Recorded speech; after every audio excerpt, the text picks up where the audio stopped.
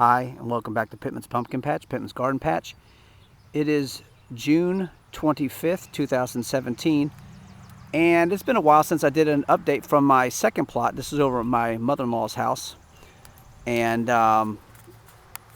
this was the 2,068 square foot garden as I pan around, and you can see, if you watched the last video, we had this all tilled and everything, and sometimes I'm not able to get over here like I would like to, and so the grasses and weeds and things have taken back the things that I've tilled. I didn't have a tarp at the time to cover this, or one large enough to cover this, and I still probably don't. I'm going to use that one tarp over there that's got the mushroom and leaf compost on it. And but let me give you an update. Like I said, it's been slow progress. We had 2 rows, they're roughly 48 feet long and 43 feet wide. Well, the garden is 48 and 43 feet. So each row is 48 feet long. And you see, here's our row of peppers that for a while I was thinking I wasn't going to keep them because they were not taking off. They were not doing anything. And so I gave them about 2 to 3 weeks, and then if they hadn't shown any signs of life, I was going to pull them. Well, they've shown signs of life. They finally got themselves rooted in the mushroom and leaf compost that's underneath. And so they're starting to take off, so I guess I'll keep them. Well, anyways, yesterday, my son and I, we got down this black weed block. It's permeable. That's water and light, water and air through, and maybe a little bit of light, but it doesn't allow the weeds to grow up through it and everything. So it was beginning to be too much of a chore. Every time I come back here, all these weeds would be back in here again, That's what happens when you do some tilling. You see a little bit of a pepper down there. And because of that, it's just, it's just better just to sit there and tarp it. Now, I don't know when I'll eventually get to growing other things in this row, because there's plenty of room in here to grow. But in the meantime, until I'm ready to, I figure we might as well just cover it so that I don't have to keep coming back here and spending all this time weeding it. Okay, now there's another row on the other side. I guess I'll take you over there to that. It's a little bit of basil right there. It was doing a lot better, but seems to be suffering a little, I guess. It's very intense heat. So anyways, come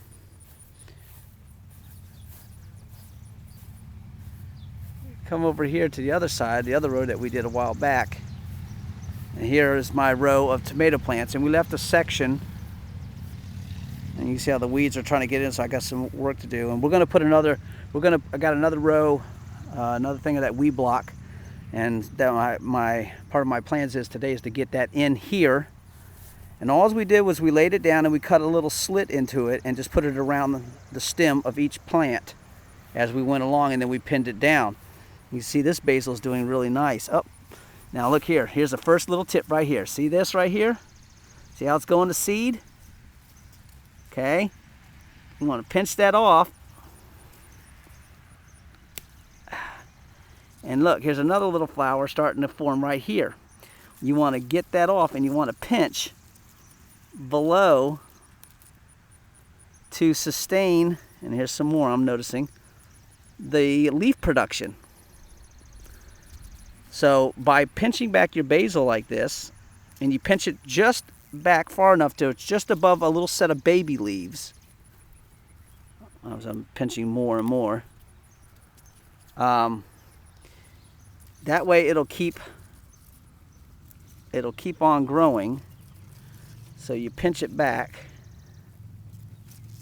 and I'll come back and do some more later, whatnot, but you kind of just want to pinch that back and everything like that. So it'll keep on producing leaves, and that's what the basil's for. Okay, so I got all these tomatoes in here, And for a while it took a little time for them to get going, but now they are.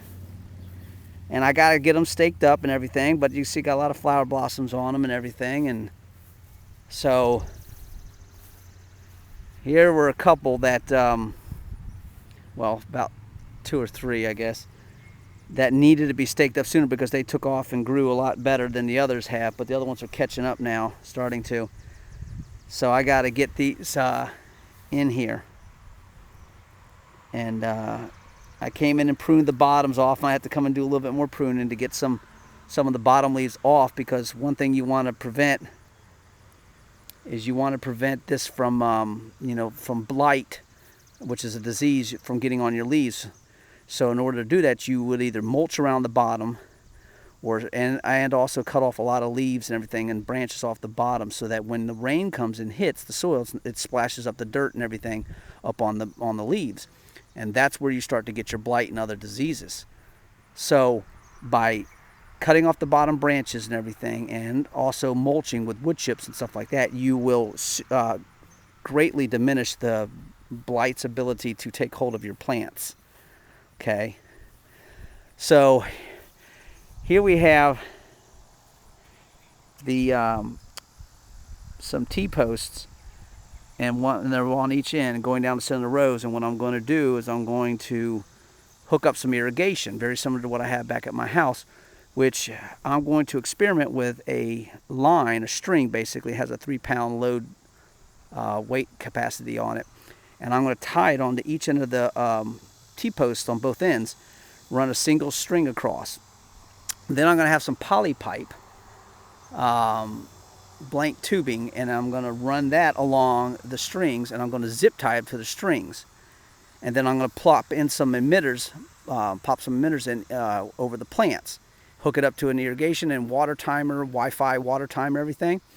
And then I'll be able to control the rain or control the water irrigation from anywhere in the world, either on the phone app or by any computer. So that'll be pretty good. Now, something else I want to point out, these right here, I mixed all this weeds. There's a lot of tomato plants in there. You can see the yellow flower blossoms down there. That's not planned. That was kind of an accident. These things were in little small little cells, plastic little cells, these tomato plants, and they were little seedlings. They have rooted out of the bottom and into all this sandy soil, and yet they're thriving. So there's something in here, in this sand, that's allowing these things to survive. And I don't know what it is, because generally you think of sand as just sand. There's really not much in there for roots to take hold of and for any nutrients, but yet these things are going nutso in here, and they're doing it.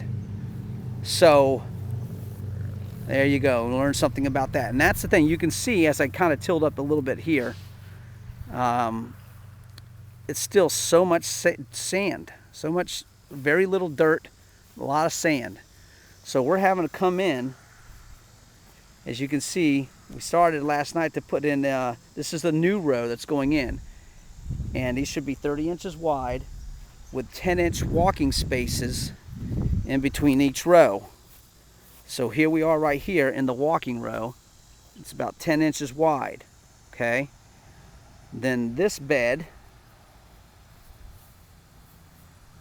is 30 inches wide, and we're adding compost in there.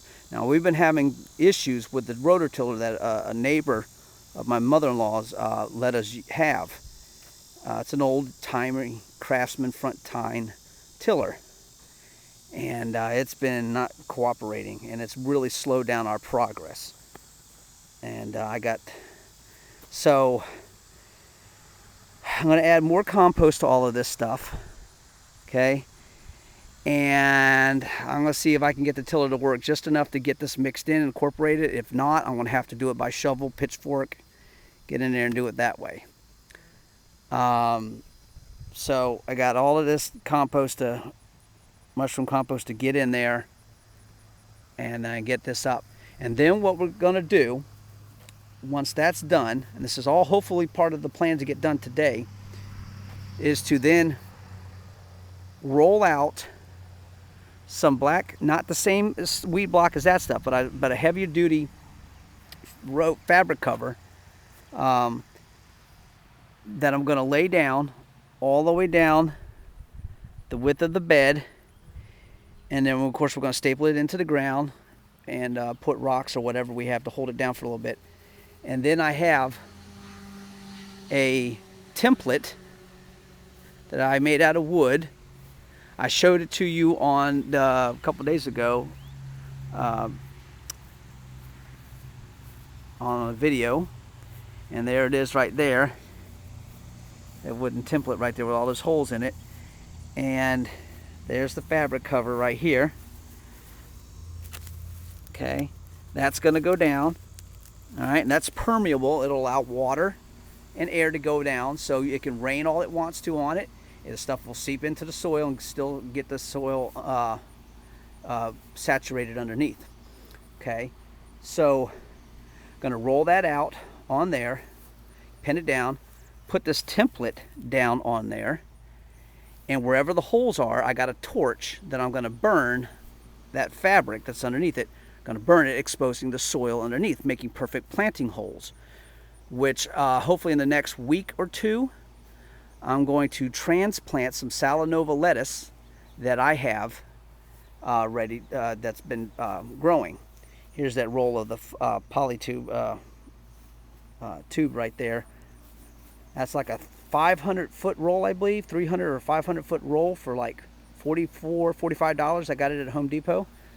So that's really good stuff. And then once the Salanova is transplanted out into this new bed that we're prepping up, what the plan is that I'm then going to come in with some PVC pipe, okay, and I'm going to put them into the ground, making little arches going over the bed, okay,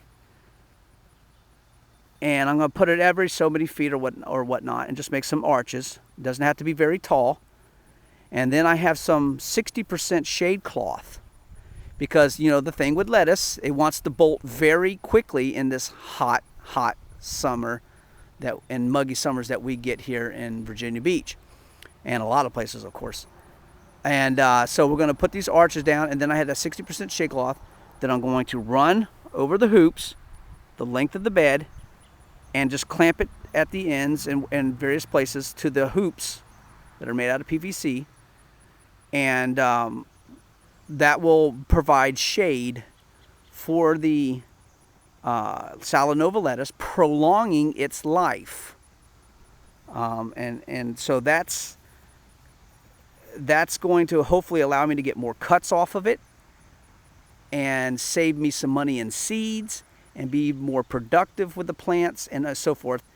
And again, I'm going to run T-posts, same thing, on each end, down the middle, and put in some irrigation. So I'm going to have to, as I go to put the shade cloth in, the shade cloth should allow it to go down, but I don't know if I'm going to run the irrigation lines under the shade cloth, or I'm going to run it above and let it seep through down below. I'm thinking it'd be better for me to go underneath the shade cloth, under the hoops, so that way, you know, it's going to have, you know, be closer to the plants and everything, and it's going to work out just fine. So that's what's going on. I'm going to get ready to water these pepper plants, because I can tell that they are looking sad right now, even though we did get some rain last night. Number one, this is sandy soil, even though it's mixed in with compost, and that's going to hold some water. But having this black fabric underneath it is definitely, I think, surely causing a lot of heat to come up on these leaves, causing them to have some issues. So I think that I'm going to water these. I'm going to water these down, and that's going to help with that. Now, some might ask, well, why didn't you get white fabric cover, weed block? Well, they do make some white out there, and that would be better, definitely. But that thing is at least 2 to 3 times more expensive than the black stuff right here. So I would prefer white. I definitely would have gotten white had it been a reasonable price, but it's not reasonable. They're really gouging because they know it's a better product to use the white than the black. And what do we got there? Is that a dragonfly sitting on the post right there? I think. So anywho, oh, there went his buddy that was on that post. So anywho, that's what's going on. I'm gonna have to get a good tiller in here. I might have to go rent one, or maybe I can find someone who has one, and I can get going on that and get this all tilled back up. And this time, once I get this thing tilled, I'm gonna tarp it, because I will not go through this again. I just did not have all the money to buy in a very expensive tarp to cover this large garden. Okay. So, and as I am able to open up more rows, bring in more compost to open up another row, then of course I'll peel back the tarp and allow me to come in there much easier and not have to deal with all these weeds and grass. Okay, so that's the plan. It's not going to get all done today, but a lot of it I hope will. And well, check back with me later on, and I'll show you the progress. I'll probably do a video of me burning the landscape fabric with the template down and everything. So I'll probably do a video of that, and that might come later today. Hopefully it'll get done and put in a video uploaded later tonight, and then for you guys to see. All right, so that's what's going on here. It's hot as can be out here. It's well above 90. And I don't know, you can see some of these dark clouds because all this moisture and heat. But if you look around over here, we got a lot of wispy, what do we guess, cirrus clouds up there, mixed in with a little bit of cumulus. So, and look at those building up right there, you know. And that's the heat of the day. And that's the thing about Virginia Beach. Our weather in the summertime, pretty much every single day, there's always a 20 or 30% chance of isolated or scattered showers and thunderstorms because of the mugginess and the heat, you know, because we're right by the Atlantic Ocean and the Chesapeake Bay and all that. So, yeah. Okay. So from Pittman's Pumpkin Patch, Pittman's Garden Patch, thank you for tuning in. If you have any questions or comments, please post them down below. Thank you, and have a good day. Bye.